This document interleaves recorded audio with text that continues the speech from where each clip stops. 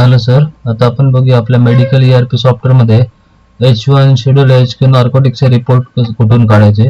Okay, त्यासाठी तुम्ही regular इथे यायचं रिपोर्ट्स मध्ये. ओके, रिपोर्ट्स मध्ये इथे सेल समरी मध्ये या. इथे तुम्हाला सगळे रिपोर्ट भेटतील बघा. Schedule H narcotics cell report, schedule H1H सगळे इथे भेटतील बघा. आता सपोज तुम्हाला H1 चा काढायचा, तुम्ही इथे जस्ट क्लिक करा. इथे टू अँड फ्रॉम मध्ये सपोज मला जूनचा काढायचा, त्याप्रमाणे तुम्ही टू अँड फ्रॉम मध्ये डेट टाका, एंटर मारत या. ओके, आणि ओके करा. बस इथे सगळे तुमचे डिटेल्स येतील. प्रिंटला क्लिक करा.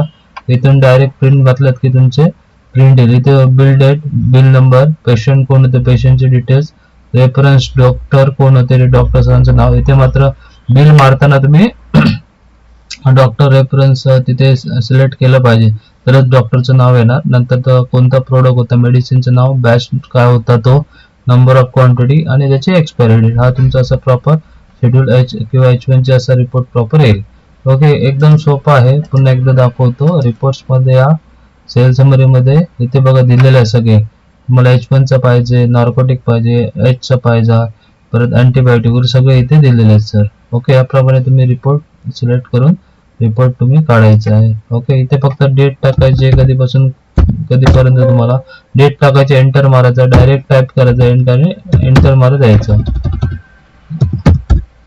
ओके, बस एंटर ओके करा की त्या दिवसाचे सगळे तुमचे किंवा त्या पर्टिक्युलर महिन्याचे पिरियडचे सगळे सेल बिल येतील. इथे प्रिंटला क्लिक करा. इथे तुमचं येऊन जाईल. इथे PDF पाहिजे तर PDF पण बनवू शकता तुम्ही. ओके, डायरेक्ट प्रिंट घातलं तर डायरेक्ट तुमच्या A4 वर प्रिंट होऊन जाईल. ओके, हे आता प्रॉपर डॉक्टर नेम टाकलं नाही, त्यामुळे तिथे डॉक्टर सरांचं नाव आलेलं नाही.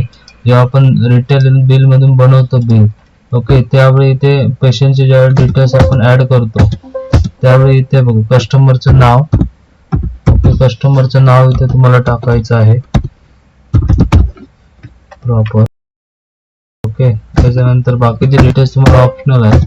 ओके, प्रिस्क्राइब, नंतर इथे बघा सिटी वगैरे का असेल तर तुम्ही डिटेल्स टाकणार. त्याच्यानंतर इथे त्याचा रेफर बाय डॉक्टर कोण असेल ते इथे टाकायचं आहे तुम्हाला. ओके, इथे बाकी तुम्ही कोण प्रोडक्ट वगैरे तुम्ही सिलेक्ट करू शकता. तुम्हाला डॉक्टरचं नाव इथे पण विचारतो, इथे पण तुम्ही सिलेक्ट केला तरी चालेल.